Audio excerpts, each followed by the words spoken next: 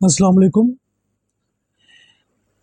एक बहुत ही important question है जो कि मोस्टली एग्जाम में पूछा जाता है एंड दैट इज एगोनिस्ट। कि एगोनिस्ट होता क्या है और एगोनिस्ट की आगे कितनी टाइप्स हैं।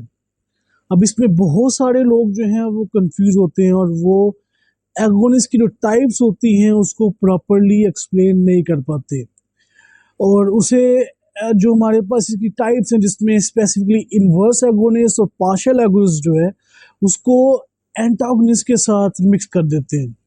तो इसमें आज का जो लेक्चर है इसके अंदर मैं आपको एक्सप्लेन करूंगा कि एगोनिस्ट क्या होता है और एगोनिस्ट की आगे कितनी टाइप्स होती हैं और इसको हम कैसे डिफरेंशिएट कर सकते हैं एक दूसरे से। So first part is the agonist कि एगोनिस्ट होता क्या है।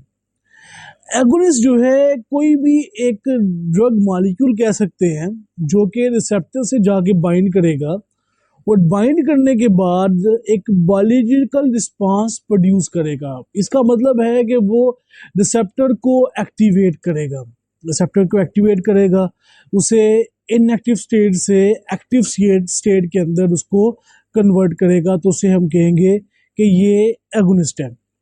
अब इसकी एग्जांपल हमारे पास नॉरएपिनेफ्रिन की आती है और नॉरएपिनेफ्रिन जो है ये बाइंड करती है बीटा 1 रिसेप्टर के साथ जो कि हार्ट के ऊपर होते हैं। अब जब ये बीटा 1 रिसेप्टर से जाके बाइंड करती है तो ये हार्ट रेट को बीटा 1 रिसेप्टर्स को एक्टिवेट करवाती है। अब जब बीटा 1 रिसेप्टर्स हार्ट के ऊपर एक्टिवेट होते हैं तो वो हार्ट जो मसल्स हैं, हार्ट के मसल, कार्डिक मसल जो हैं उनकी कंट्रैक्शन करवाते हैं, उसकी फोर्स ऑफ कंट्रैक्शन और रेट ऑफ कंट्रैक्शन को इंक्रीज करते हैं। तो इसका मतलब है कि नॉरएपिनेफ्रिन बीटा 1 रिसेप्टर के एक्शंस को इंक्रीज कर रही है, उसको मिमिक कर रही है, उस रिसेप्टर को एक्टिवेट कर रही है, उसे इनएक्टिव स्टेट से एक्टिव स्टेट के अंदर कन्वर्ट कर रही है, या हम ये कह सकते हैं कि रिसेप्टर को स्टेबलाइज कर रही है एक्टिव स्टेट के अंदर। तो इसको हम कहेंगे एगोनिस्ट। अब एगोनिस्ट का जो इफेक्ट है मीन्स के कोई भी ड्रग जो है वो जब रिसेप्टर से जाके बाइंड करेगी तो बाइंड करने के बाद जो इफेक्ट आएगा, जो मैग्नीट्यूड आएगा इफेक्ट का, वो कितना होगा, वो डिपेंड करता है कि डोज ऑफ ड्रग कितनी है, आप कितनी डोज एडमिनिस्टर कर रहे हैं। दूसरा डिपेंड करता है ADME, फार्माकोकाइनेटिक पैरामीटर्स के ऊपर, कि absorption, distribution, metabolism and elimination जो है ड्रग की किस लेवल की हो रही है, कितनी ड्रग अब्जॉर्ब होती है। अगर ड्रग ज़्यादा अब्जॉर्ब होगी तो इफेक्ट ज़्यादा आएगा, अगर ड्रग डिस्ट्रीब्यूट ज़्यादा होती है तो उससे भी इफेक्ट ज़्यादा आएगा, लेकिन अगर ड्रग मेटाबॉलाइज ज़्यादा होती है तो इफेक्ट कम आएगा। और अगर ड्रग जो है एलिमिनेट ज़्यादा हो रही है तो उस कंडीशन के अंदर भी ड्रग का जो इफेक्ट है वो कम होगा, एगोनिस्ट प्रॉपरली इफेक्ट प्रोड्यूस नहीं कर पाएगा। तो ये हमारे पास एगोनिस्ट आ जाता है।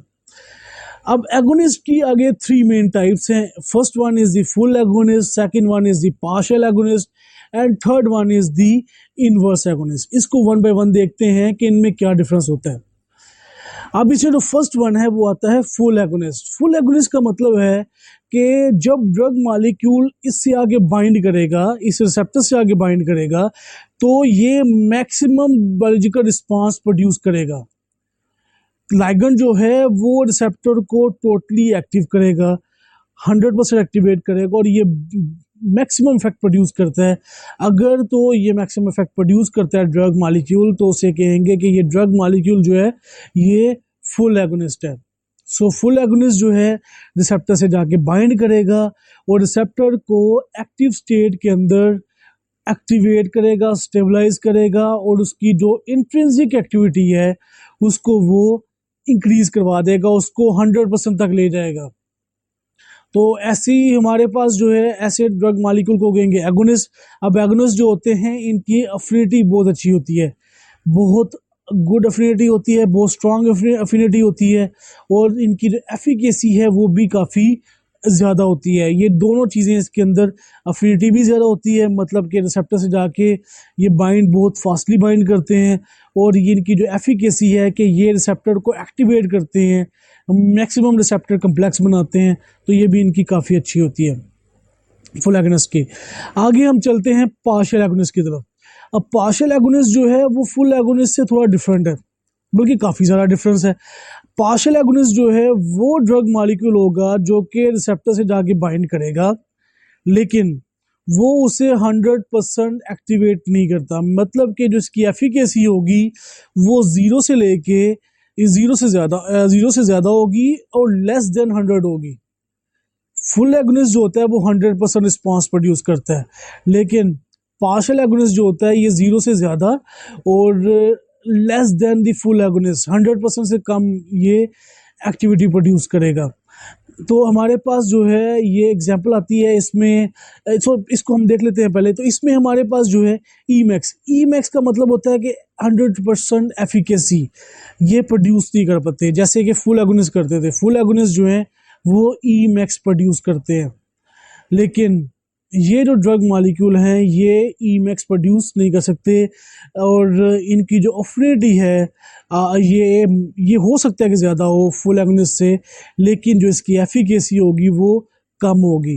अफिनिटी ज़्यादा हो सकती है, ये ड्रग मॉलिक्यूल रिसेप्टर से जाके बाइंड कर सकते हैं, लेकिन ये ड्रग मॉलिक्यूल जो है 100% रिस्पॉन्स प्रोड्यूस नहीं करते।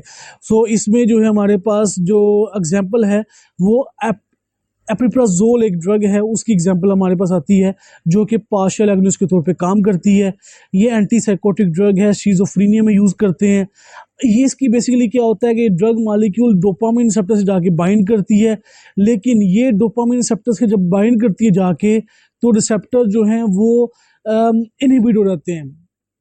ये बेसिकली क्या करती है कि ये रिसेप्टर को जाके 100% रिस्पॉन्स प्रोड्यूस नहीं होने देती, जिससे रिसेप्टर जो है वो इनहिबिट हो जाएंगे और इस तरह से जो है एपिप्राजोल जो ड्रग मॉलिक्यूल है ये इम्प्रूव करती है शिज़ोफ्रेनिया के एक्शंस को और इसलिए जो है इसको यूज़ किया जाता है। तो ये पार्शियल एगोनिस्ट की हमारे पास एग्जांपल आती है।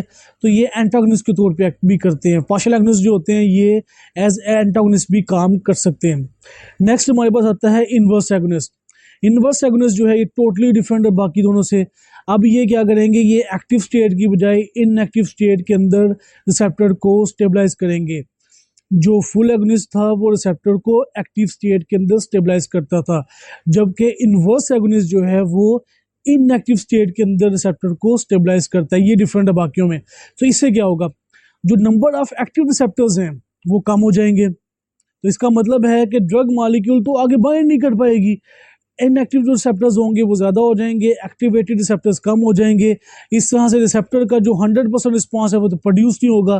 तो ये इनवर्स एगोनिस्ट जो होते हैं ये बिल्कुल अपोजिट इफेक्ट प्रोड्यूस करते हैं फुल एगोनिस्ट का।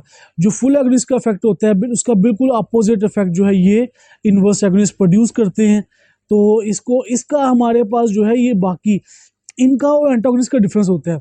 ये इनका हमने याद रखना है कि ये जो इनवर्स एगोनिस्ट है ये रिसेप्टर को इनएक्टिव स्टेट के अंदर स्टेबलाइज करेंगे, एक्टिव स्टेट की बजाय ये इनएक्टिव स्टेट में स्टेबलाइज करेंगे, जिसकी वजह से क्या होगा कि एक्टिवेटेड रिसेप्टर्स जो होंगे वो कम हो जाएंगे और उससे रिस्पांस जो है वो प्रोड्यूस नहीं हो पाएगा। तो फुल एगोनिस्ट के ये एंटागोनिस्ट के तौर पे काम करते हैं। तो ये हमारे पास जो है इस ग्राफ के अंदर देख सकते हैं कि फुल एगोनिस्ट जो है वो 100% रिस्पांस प्रोड्यूस करता है, पार्शियल एगोनिस्ट जो है ये 100% से कम और 0% ज़्यादा रिस्पांस प्रोड्यूस करेगा, ब्लू कलर में देख सकते हैं।